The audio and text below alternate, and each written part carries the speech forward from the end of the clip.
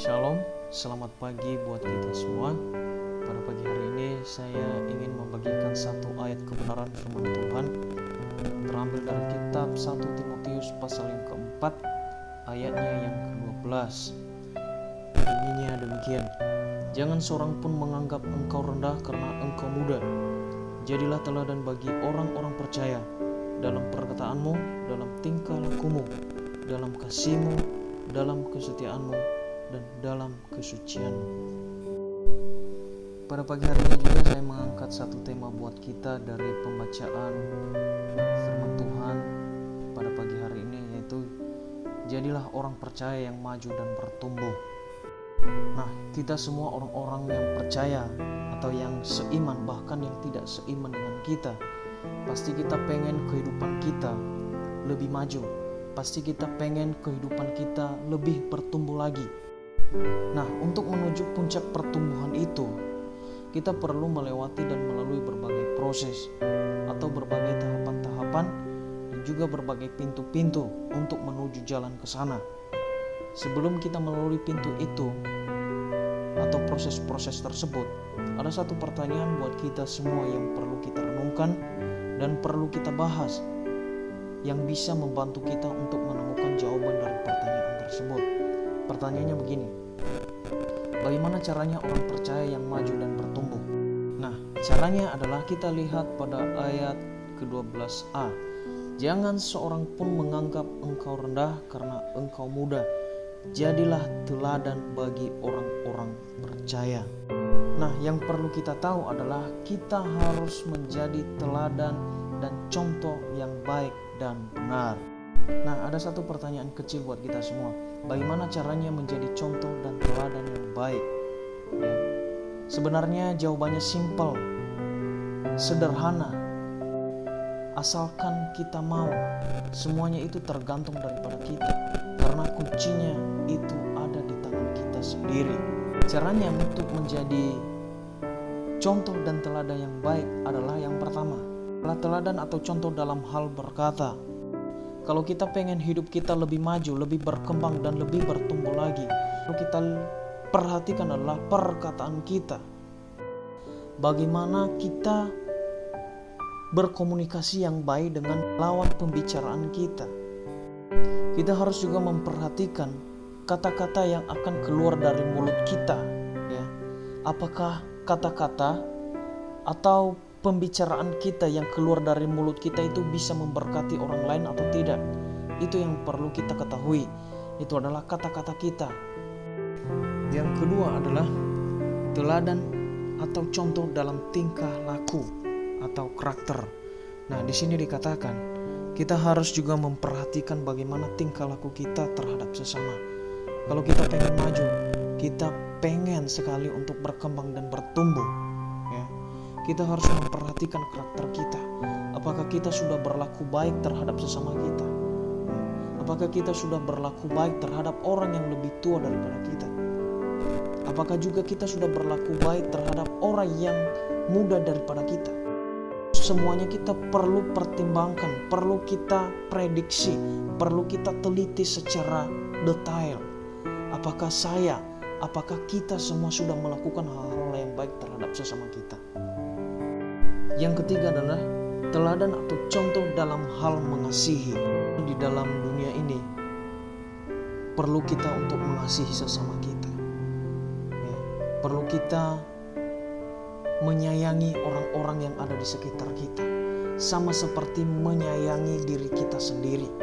Begitu juga dengan kita juga harus menyayangi, mengasihi orang-orang yang ada di sekitar kita.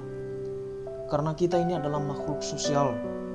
Karena tanpa orang lain kita tidak bisa hidup. Kita ini selalu ketergantungan dengan orang lain. Dan juga kita saling membutuhkan antara satu dengan yang lain.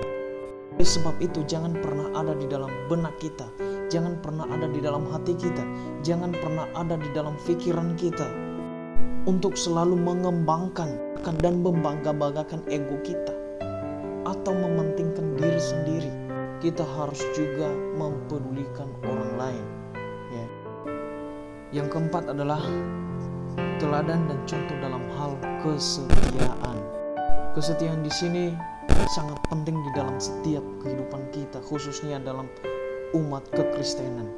Kenapa saya tekankan demikian?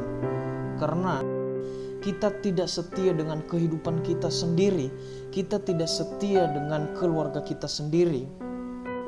Bagaimana mungkin kita setia kepada Tuhan? Sementara terhadap diri sendiri kita tidak pernah setia, bahkan sering menyalahkan Tuhan. Ya. Kenapa kita sering menyalahkan Tuhan?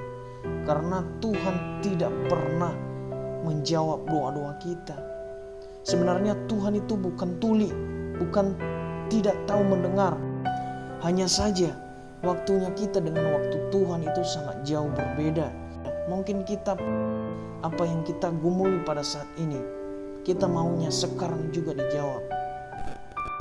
Tapi ingat, yang perlu kita ketahui adalah Tuhan menguji kita. Tuhan memberikan waktu yang lebih panjang lagi buat kita. Apakah kita benar-benar setia di dalam Tuhan atau tidak?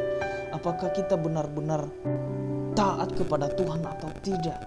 Bukan berarti Tuhan tidak menjawab apa yang kita gumuli.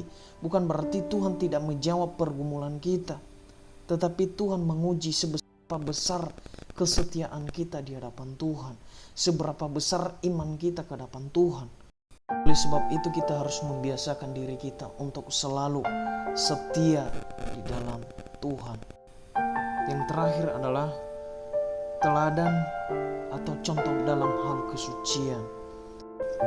Kesucian atau kekudusan ini sangat penting dalam kehidupan kekristenan. Kenapa saya berkata demikian? Karena ketika kita suci, ketika kita kudus, itu menandakan kita sudah benar-benar berada di dalam hadirat Tuhan. Kalau kita tidak benar-benar berada di dalam Tuhan, pasti kita tidak bisa menjaga kata-kata kita. Pasti kita tidak bisa menjaga karakter kita. Pasti kita tidak bisa melaksanakan hal-hal yang mengasihi, hal-hal untuk mementingkan orang lain daripada diri kita sendiri. Terus pasti kita tidak bisa menjaga kesetiaan terhadap Tuhan. Oleh sebab itu, kita semua orang-orang yang hidup di dunia ini perlu kita jaga yang namanya kesucian hidup. Perlu kita jaga yang namanya kekudusan hidup. Percuma kita setiap hari, bahkan setiap menit, ya, kita sering berdoa di hadapan Tuhan, tetapi kata-kata kita selalu menghina orang lain. Kata-kata kita selalu memfitnah orang lain. Kata-kata kita selalu mengutuk orang lain. Bukan berkat yang keluar dari mulut kita. Semua kerja keras kita, semua waktu yang kita berikan, yang kita luangkan untuk pergi ibadah, untuk pergi persekutuan, itu semuanya sia-sia. Kenapa? Karena perkataan kita setiap hari saja kita tidak bisa menjaganya